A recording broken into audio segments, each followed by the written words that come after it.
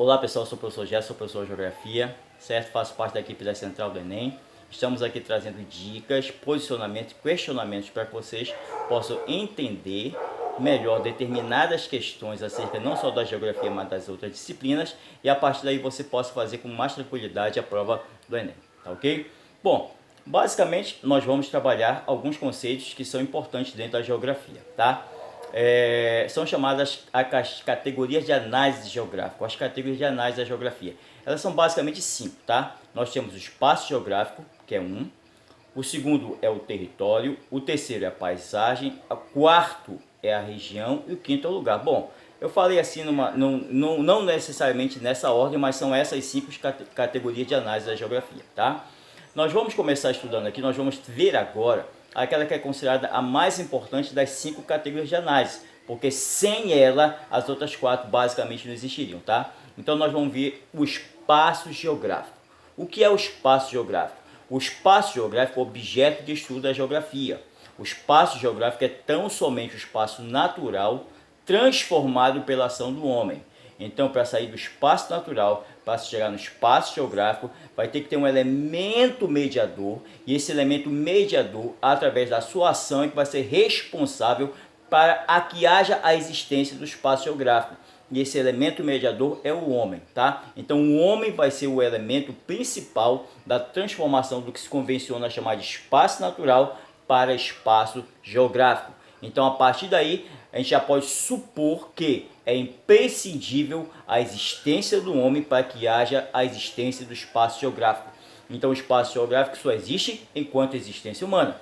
A não existência do homem não configura a existência do espaço geográfico, tá ok? Então, toda vez quando nós levantamos cedo, começamos a sair para o nosso trabalho, então para a nossa escola, para estudar ou para trabalhar assim por diante, ou para fazer alguma compra, a gente vai ver o nosso bairro.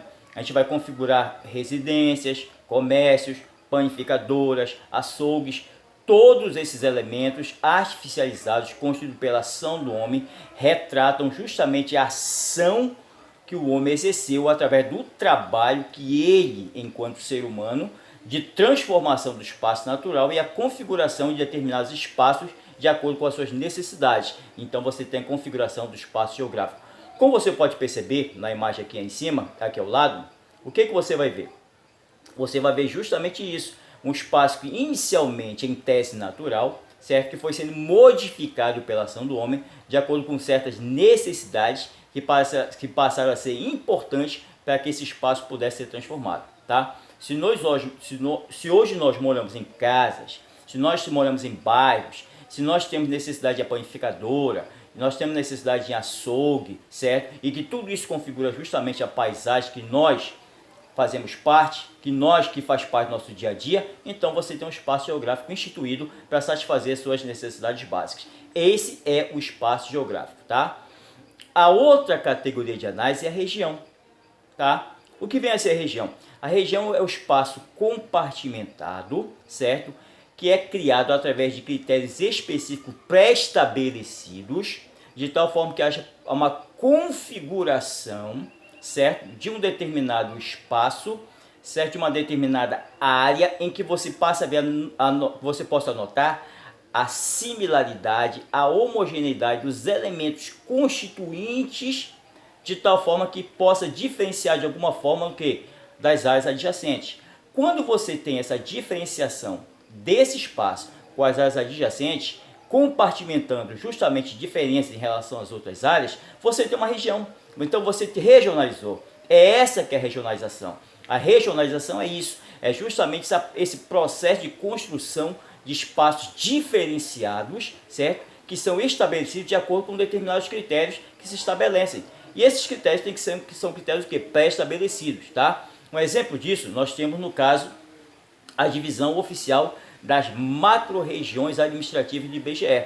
O IBGE é criado lá na década de 30 no governo Vargas e foi criado justamente para ter-se uma política de administração de um país de dimensões continentais. O Brasil é um país de dimensões continentais, tá? Em se tratando justamente dessa característica do Brasil, o Vargas resolveu então criar o IBGE e a partir da criação do IBGE ele resolveu criterizar determinados elementos de caráter, no caso, naturais, econômicos, produtivos, demográficos, de um modo geral, de tal forma que ele pudesse fazer diferenciações territoriais e a partir daí criar regiões.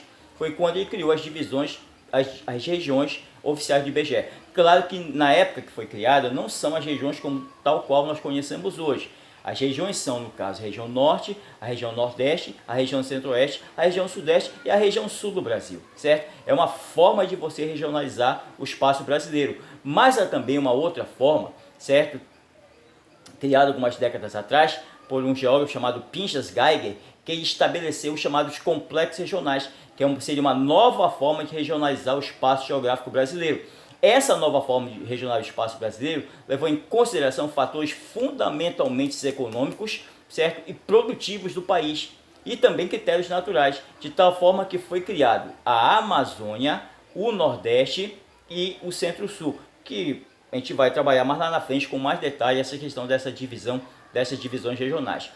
Durante a Guerra Fria, como exemplo também, se estabeleceu-se uma nova divisão regional do planeta. É uma forma de regionalizar o planeta. Você tinha, por exemplo, países do leste e países do oeste. O país do leste, no caso, por exemplo, eram os países considerados de economia planificada, socialistas, aliados à União Soviética, e os países do oeste, no caso, que eram os países capitalistas, capitaneados, no caso, aliados dos Estados Unidos, tá?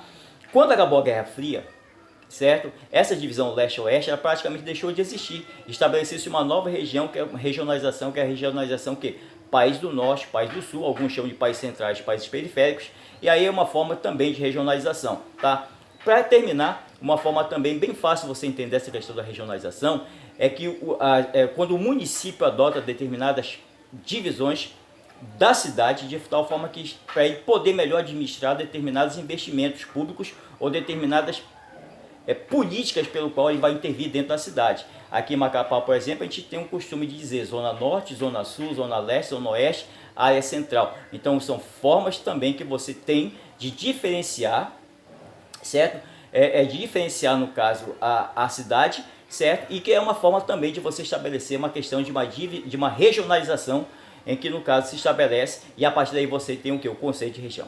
Tá ok, pessoal? Muito obrigado, valeu, até mais.